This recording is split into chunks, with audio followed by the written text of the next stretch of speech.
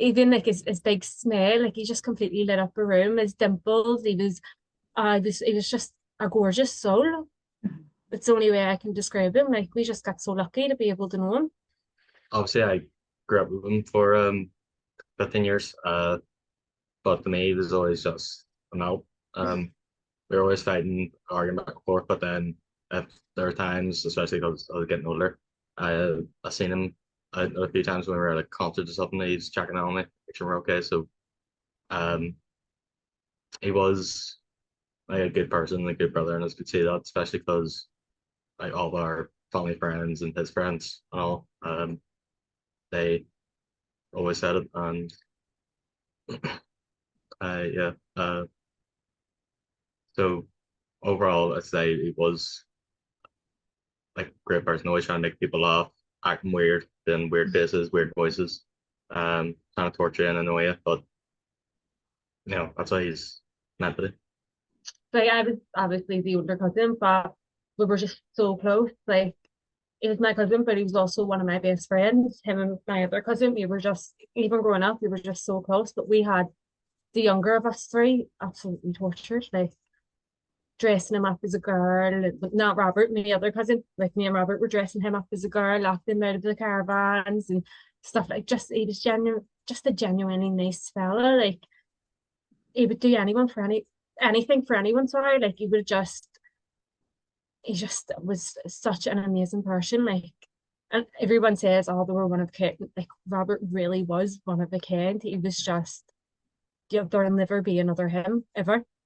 He's just amazing. So he was.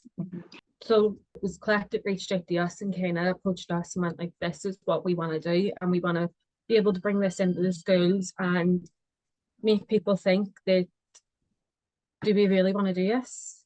Because look at how our friends are going to feel. And that was kind of the whole idea. It wasn't kind of to get it from an adult, so to say. Like it was kind of we're young adults, yeah, but it was kind of like to relate to us more than what they would to an adult being like, you don't want to do this because you're going to leave your family, you're going to do this. Like it doesn't, they don't kind of take notice, it's just like, oh, whatever.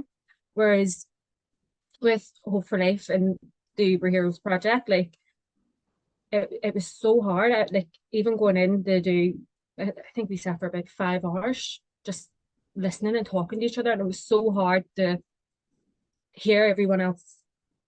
Because when someone dies, you just kind of think you're sort of selfish about it. And you're like, that's my grieving. And you don't really think about anyone else. So to hear kind of that everyone else did kind of felt somewhat the same and we'd all been through something similar. It was just kind of like, right, okay, so we're not alone. And I think that was the first time a lot of us actually realized we had all been through this. Like Robert's death really affected us all.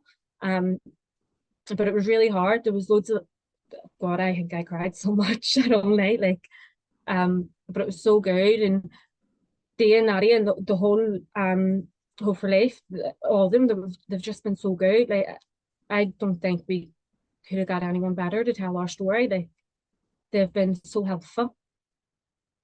I would say it's something that no one knows how to deal with at first. Even going through it now after 3 years, I still sometimes don't know. Uh, but once it happens, you're just overwhelmed, don't know how to feel. Um, and then you start questioning it, like why it happened, what could you have done?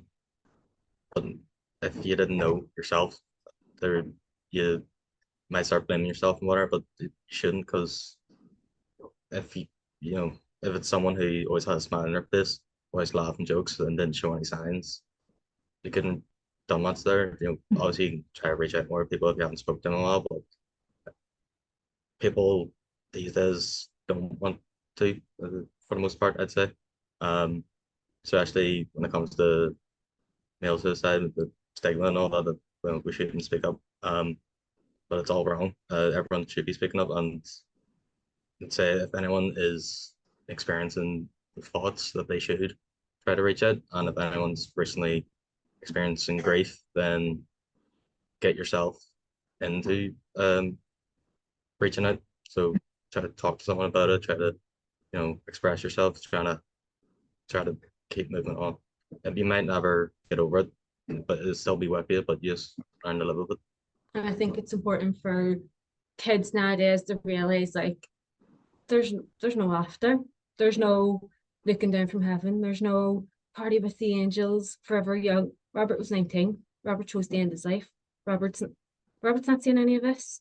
Robert doesn't know about this comic. Robert's gone because of his mental illness, and it's we'll never be the same from it ever. Like it completely destroyed us as a family, as a friend group, as a person. Like for me, I know I will never be the same. I've lost someone who absolutely meant the world to me. I would have went around the world and back for him. It's this is it. This is done. Once you make that decision and that's it, you can't come back from it. You're not gonna be able to be there to console your friends.